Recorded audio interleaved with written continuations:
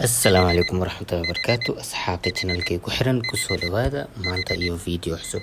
Maanta waxaan rabaa inaan kula wadaago maalin ka mid ah maalmahayga. Sidee maalinteeda ku bilaabataa, sidee maalinteeda ay ii noqotaa maalin aad u qurux badan iyo waxyaabaha aan qabto. تبصرة عن كل ضلال أعددنا بضع رسالات تحمل نورا للأجيال معنا نهج حياة جئنا تبصرة عن كل ضلال أعددنا بضع رسالات تحمل نورا للأجيال.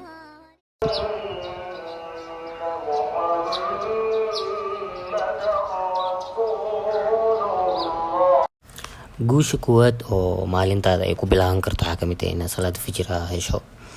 Salaada fajir dad badan way ku adag tahay, anigana mar xataa igu adkeyd, laakiin dadaal badan waxaa ka caawin karo inaad salaada fajir hesho. Waxaa waaye inaad dadaal iyo juhdi aad geliso, habeenkii aad ciyo seexato, habeenkii aad mobilka iska yareysid, marka seexanaysidna niyadaada aad gelisid oo inaad kacaysid waqti macluum oo ku khaas ah oo salaada fajir aad ku heli karto.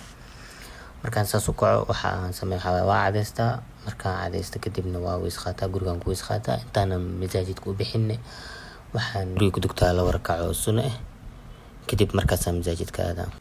marka guusha waaye aan ku leeyahay waxaa waaye yani 2 rakac sunno oo salaada fajir ka horeysa waxay tahay nabiga sallallahu alayhi wasallam oo dhahay yani salaad yani adduunyo wixii yaala dhan ay ka khayr badan tahay. marka guushaada ugu weyn oo yani guusha ugu weyn aad gaari kartid maalintaada markay bilaabanayso waa inaad salaada fajir heshid. salaada fajir waa salaada oo albaabada badan kuu furi karo. waa salaada keliya yani salaada fajir iyo salaada cisho waa salaada keliya oo nabiga dhahay yani munaafiqiinta aad iyo aad ay ugu adag tahay. marka waxyaabo badan ayay ka saaciday, albaabo badan ay ku furay. maalinta salaad fajir dukatid iyo maalinta dukanin 2 maalin ku kala tahay.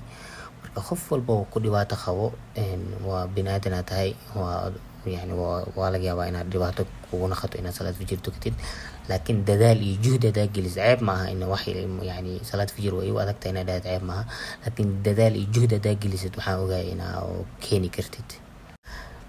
qodobka labaad oo maalintaada yani maalin aad u fiican ay ku noqon karto waxaa kamid ah inaad yani caafimaadkaaga ka taxadirtid. number 1 oo maalintaada guul aad ka dhigi kartid waxaa waaye salaadaada fajir. tan labaad number 2 waxaa waaye inaad caafimaadkaaga ka taxadirtid subaxdii aroortii. ani caafimaadkayga yani subaxdii aroortii ayaan almiintayaa exercise inaan sameeyo, aan ordo bacda fajir. kadib guriga saas markaan ugu soo baxayo dharkayga oo ku almiintala hore usoo xirtaa. salaada fajir markaa saas usii dugto aan hore aan kasii baxaa almiintadii iyo orodkii iyo wixii aan galaa.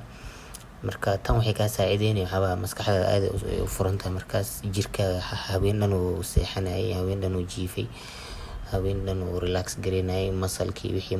markaas waxnimo ah ordo jirkii ay wada furmaan, yani adiga dhan waxaa dareemaya comfort aad dareemaya, yani waxaa dareemaya yani maxaa la dhiigaaga aad u furmaa. ileen dhiiga oo yani marna wuu dansan yahay marka almiinta sameyso orod iyo waxa dhidid ka baxo.